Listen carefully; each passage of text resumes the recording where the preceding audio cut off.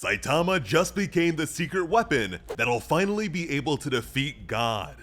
The cover page of One Punch Man Chapter 203, titled Fever, features a really intense close-up of Saitama. After being hit by the bald hero, Empty Void was human again, and in disbelief. His Tenento minions were just as surprised. They were sure he was supposed to look scarier after Blast wounded him. Blast rushed over to his old partner, questioning if he was really human again. Void confirmed it. God's control over his mind was totally gone now. Someone was happy to hear that. Sonic struck first, forcing that man to defend. He kicked it up a notch, and Flashy Flash joined him by fighting Empty Void too. Interestingly, the Heavenly Ninja Party couldn't see any of their movements, so they must be fighting more fiercely than they were a few minutes ago. And just like then, Blast interrupted them by catching the duo's blades mid-swing. So despite this display of increased skill, Blast can still humble them like this. He acknowledged the hell they were forced to live through because of Void, but argued that that was also because he was under God's control. He wanted them to pardon his old friend, at least for now. The shinobi were silent.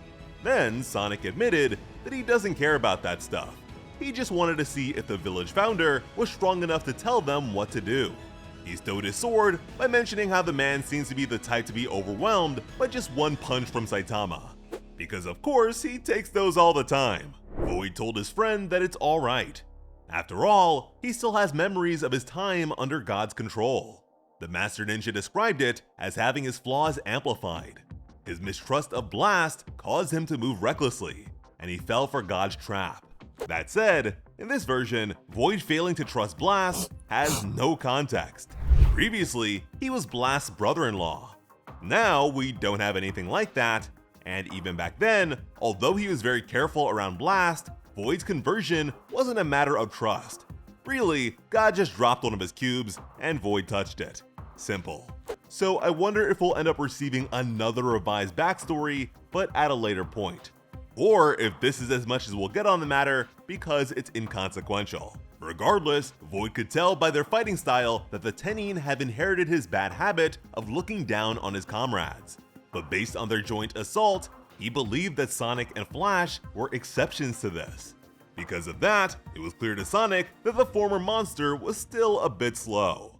Not only does Sonic share the same trait, but he's even worse about it.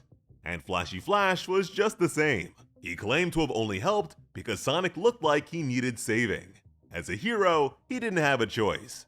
As they bickered, Saitama wished they would just get along already. At the same time, Empty Void accepted that he needs to resume his post on the front lines against God. Even so, he promised the assembled ninja that he would do everything in his power to make it up to them once everything's been handled. For now, he wants them to control themselves and stay out of the way. The elite ninja, whose entire lives were dedicated to that man's every whim, were thrown for a loop. They argued that they didn't go this far because they wanted him to make it up to them. They did all this for the sake of fulfilling their roles as shinobi. Now, what would they even be? Sonic proclaimed that if a person wants to live as they please, then they'll need strength. It's the same sort of belief he shared with Flashy Flash when they were kids. The Tennin all stared, hanging on his words. Sonic told them that they're not strong enough yet, and urged the fools to train. Saitama even chimed in with the suggestion of strength training, because of course, that's what he did to get strong. And funny enough, technically it's been about a day or less since Saitama told King that he should work out too. They all turned to Saitama, and shockingly, they didn't dismiss his suggestion. He's so strong that they decided not to argue. I mean, he did knock them all out a little while ago. But based on his own wise words, Sonic had to admit that Saitama might be a little too free. Something that sparked a silent thought from Flashy Flash. Nothing actually becomes of it in this chapter, but I think it'll be worth remembering. And Blast had some silent thoughts of his own. He noted the strangeness surrounding Saitama. This is the second time in a row that he's fought someone under God's control and freed them. Yet no matter how many times Blast tried to save Void, he always failed to remove God's influence. So just like we suspected, there is something very special about Saitama's fist. a mysterious property that makes it the perfect weapon against the strongest monster. From there, a few moments passed, and the Tennin accepted the situation. Even so, Force wasn't willing to sit around and do nothing while their master goes to battle. He suggested that they also join the search for cubes so they can fight God too, which is the total opposite of what Void told them to do. But despite their lacking strength, as survivors of the ninja village, they believed it was their right to know who or what was really controlling their lives. It was time for a new start, and for that, they'd need to elect a leader to take Void's place. But like Void said, they all have a tendency to look down on each other, so their teamwork is pretty horrible. Because of that, Force whispered an idea to Ballistic, and the two of them seemed to be the main diplomats of the group. They began gossiping about Cape Baldi, an A-class hero they've heard nothing good about. It's a good thing Force went over to talk to Saitama, because he doesn't have the best history when it comes to people whispering about him. Force acknowledged that the hero helped them change their ways and turn over a new leaf. Because of that, they had a favor to ask him. Saitama was annoyed since he had no idea what they were even talking about. They all submitted to him and asked him to become their leader. Between his strength and the fact that he doesn't fit in with the other heroes, they figured it would be perfect. But now Saitama was mad. He didn't choose to be a misfit, so now he thought they were mocking him. Although, to be fair, Saitama did throw dirt on his own name and willingly accepted ridicule on several occasions. Suddenly, they were all following Saitama around like a bunch of fans.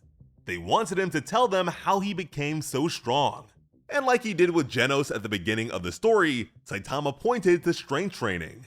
But they wanted to know more. It was clear to Sonic that the dogs couldn't operate without having someone to lead the pack. But Flashy Flash shifted gears by bringing something up he'd been meaning to say to Sonic. He mentioned the day he poisoned him, the very thing that kept Sonic from graduation and the slaughter that ensued. But Sonic didn't seem to care. After all, that incident is why they separated for years and why he was on site when they saw each other. Sonic acknowledged that it was a disappointingly petty move, but that didn't matter. More importantly, it was time for retraining.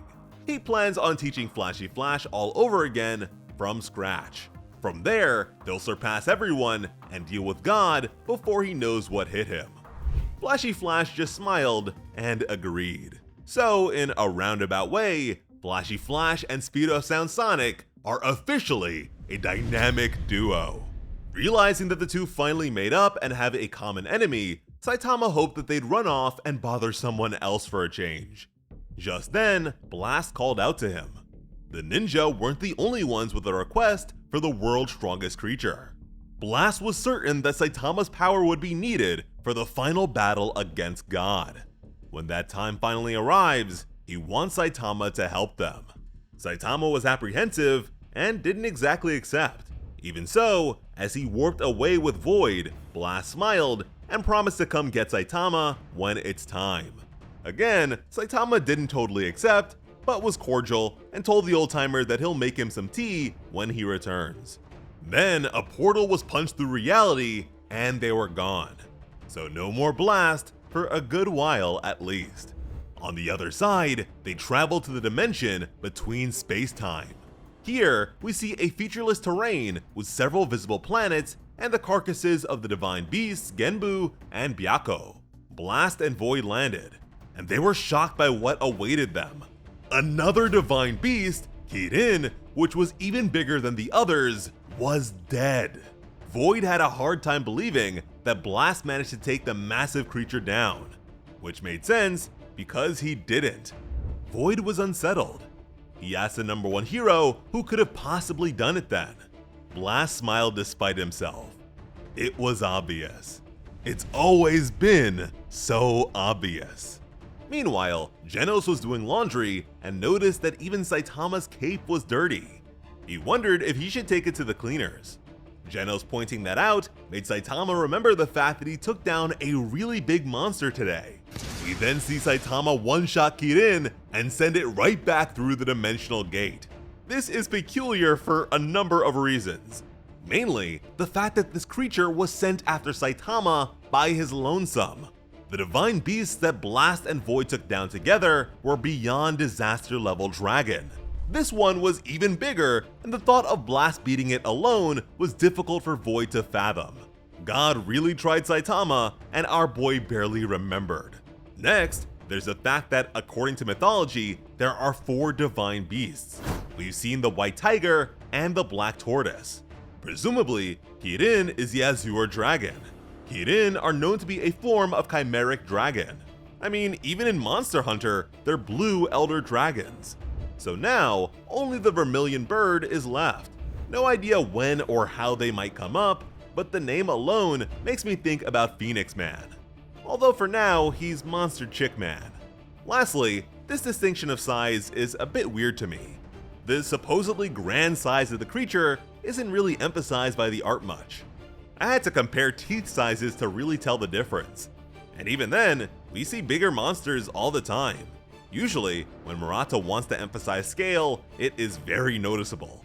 So maybe he's as eager to move on from all this as we are, and is taking a more lax approach for now. Anyways, a few days later, we return to Hero Association headquarters.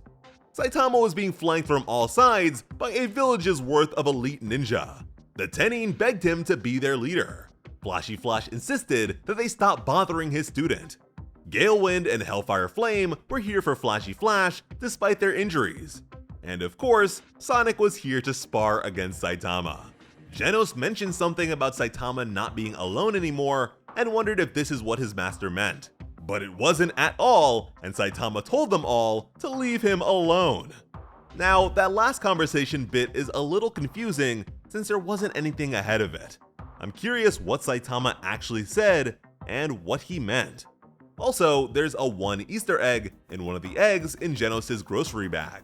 Now, this new direction with the Tenin is very interesting. In the previous versions, all of these guys died in the worst ways possible. Now, they're set to be lasting additions to the cast. At this point, who dies in One Punch Man? Or at least the manga version. In the webcomic, Galewind and Hellfire Flame were robots instead of ninjas, and Flashy Flash easily killed them when they first met. They were cut in half in the manga, but managed to survive like amoeba. Also in the webcomic, the Heavenly Ninja Party were all slaughtered by Flash and Sonic. Not to mention the fact that after Saitama beat Empty Void, the guy was never seen or heard from again. The manga even has crazy cases like Master Nichiren, who's still kicking after losing the lower half of his body. Mosquito Girl survived a hit from Saitama when his intent was literally to crush a bug. And Do S survived having her head crushed by a ruthless Sweet Mask. As far as we know, they're not alive in the original work. But don't get me wrong, I'm not asking for any of these characters to die. I'm just questioning why the story seems to be avoiding it in so many cases. That said, I suspect that the Heavenly Ninja Party may have replaced another group that Saitama ended up leading in the webcomic. I won't go into detail for the sake of avoiding potential spoilers, but I really hope that's not the case. One's original concept was hilarious, and as is, I can't see these ninjas living up to that. They're already pretty hateable thanks to all the redraws. If they take those jokes from us too, it'll be even worse.